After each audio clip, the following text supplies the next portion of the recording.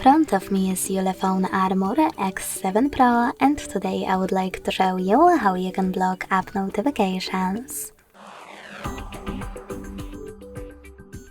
Begin by opening Settings and scrolling down just a bit to access Apps and Notifications. Then click on Notifications.